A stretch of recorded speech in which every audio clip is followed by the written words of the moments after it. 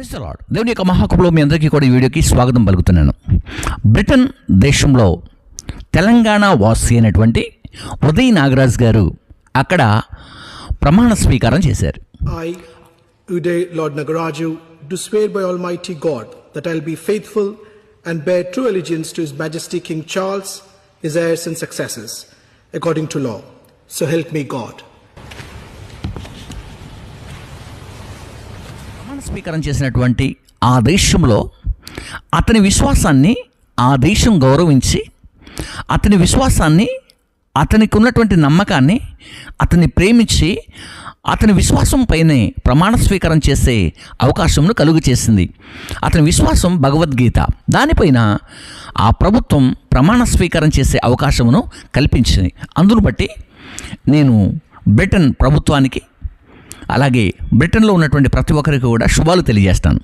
మరీ ప్రాముఖ్యంగా మన తెలుగు రాష్ట్రాలలో మన తెలంగాణ వాసి అయినటువంటి ఉదయ్ నాగరాజ్ గారికి వన్స్ అగైన్ నేను కంగ్రాట్స్ తెలియజేస్తాను.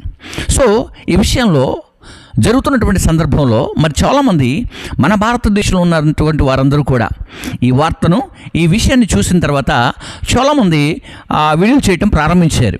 ముందుగా అసలు ఏం జరిగిందో ఒకసారి నేను చదివి వినిపిస్తాను, గమనించండి.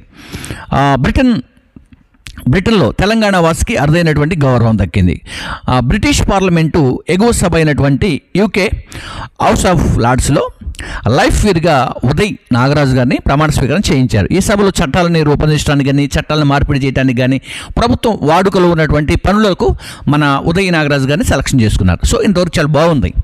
అయితే ఇక్కడ ఉన్నటువంటి వాళ్ళందరూ కూడా అక్కడ ప్రభుత్వం నిన్ను వలని పొరుగు వారిని ప్రేమించుకొని తన విశ్వాసాన్ని గౌరవించి ప్రమాణ స్వీకారం చేపిస్తే, ఇక్కడ ఉన్నటువంటి వారు కొంతమంది ఉంటారు కదా, మన తెలుగు రాష్ట్రాల్లో కానీ మన భారతదేశంలో ఉన్నటువంటి వారందరూ కూడా ఒకసారి గమనించాల్సిన విషయాన్ని గురించి మాట్లాడుకొని తర్వాత నేను ఈ యొక్క వీడియో గురించి మాట్లాడతాను.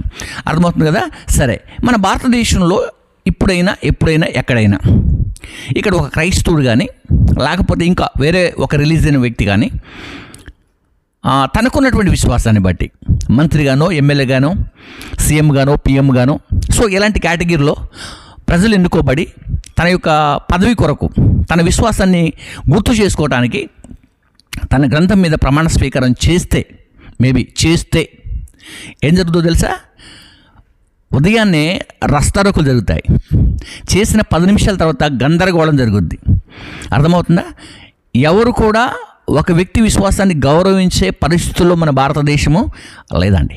గమనించండి ప్రేమటి వార్లరా, మన భారతదేశము గౌరవించాలి అని నేను కోరుకుంటున్నాను. గమనించండి, ఒక నాగరాజు గారి యొక్క విశ్వాసాన్ని ఆ దేశం యొక్క పార్లమెంటు గుర్తించి గౌరవించింది. మరి మనం కూడా అలా గౌరవిస్తామంటే అలా గౌరవించాం. మనం ఏం చేస్తాం చూద్దాం ఒకసారి. ఇక్కడ గమనించండి, ఒక వ్యక్తి ఒక వీడియో చేశారు. ఏమని చేశారో నేను మీకు ఆ వీడియోని పరిచయం చేస్తాను. ఏమని చేశాడో ఆ వ్యక్తి నేను ఇప్పుడైనా తెలుసుకోండిరా గొర్రె బిడ్డలారా, తెలుసుకోండిరా అంటూ ఒక వీడియో పెట్టి, అంటే మా గొప్పతనం ఏంటో చూడండి అన్నట్టుగా పెట్టాడు. గొప్పతనం ఎవరికైనా ఉంటుంది బ్రదర్, గొప్పతనం అనేది ఎవరికైనా ఉంటుంది. కానీ ఆ గొప్పతనాన్ని గౌరవించే మనసు కూడా ఉండాలి. ఆ గొప్పతనాన్ని ప్రేమించే మనసు కూడా ఉండాలి. ప్రేమించకపోతే, గౌరవించుకోకపోతే, అర్థమైందా? గౌరవించుకోకపోతే అసలు మనకున్న గొప్పతనం ఎవరికి తెలుస్తుంది? అర్థమవుతుందా?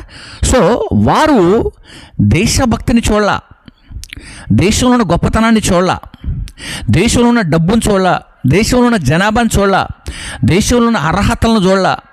కానీ నాగరాజు గారి యొక్క విశ్వాసాన్ని, అతను సెలెక్ట్ అయిన తర్వాత తన విశ్వాసాన్ని గమనించారు వాళ్ళు. కాబట్టి మనం కూడా ఒకరి విశ్వాసాన్ని ఒకరు గౌరవించుకోవాలి, ఒకరిని ప్రేమించుకోవాలి, ఒకరు ఆదరించుకోవాలి.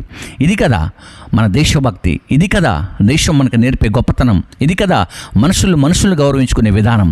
కాబట్టి ఇక్కడ చాలా విషయాలు ఉన్నాయి అని మాట్లాడుకునేటివి కాదు. కానీ ఈ సమయంలో మనం ఎప్పటికైనా కూడా ఇలా ఆలోచన చేయాలని నేను మాత్రం కోరుకుంటున్నాను.